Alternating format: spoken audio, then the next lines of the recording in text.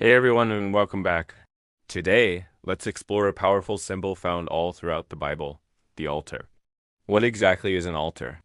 Simply put, it's a structure, usually a raised platform, where offerings and sacrifices were made for religious purposes. Believe it or not, there are over 400 references to altars in the Bible. The very first time the word altar appears is in Genesis 8:20, right after the flood. Noah, having safely left the ark, builds an altar to the Lord to express his gratitude. But the idea of an altar was around even earlier. Think back to Cain and Abel in Genesis 4. They both brought offerings to the Lord. While the text doesn't explicitly say altar, it's highly likely they presented their gifts on some kind of dedicated structure. So, what did an altar represent? It was always a place of consecration, a place set apart for God.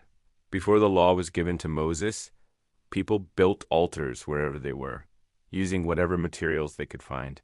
Often, these altars were built to commemorate a profound personal encounter with God. We see this with Abraham in Genesis 12, Isaac in Genesis 26, Jacob in Genesis 35, and even Gideon in the book of Judges. After a life-changing experience with God, they would build an altar as a tangible memorial, a physical reminder of God's fullness. It was their way of saying, I want to fully dedicate myself to the Lord.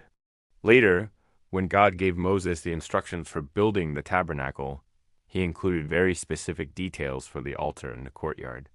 This altar, described in Exodus 27, was where the people would make sacrifices that God accepted for the atonement of their sins.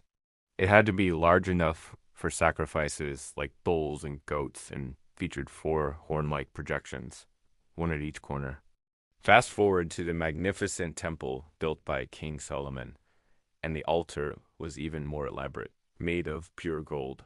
From a simple pile of stones to a golden masterpiece, the altar always served as a central point of connection between humanity and God. It was a place of sacrifice, remembrance, and worship. It reminds us that throughout history, people have sought ways to draw near to God and dedicate their lives to Him. Thanks for watching today. I hope this gives you a deeper appreciation for this important biblical symbol. If you found this interesting, be sure to like this video and subscribe for more content like this. See you in the next one.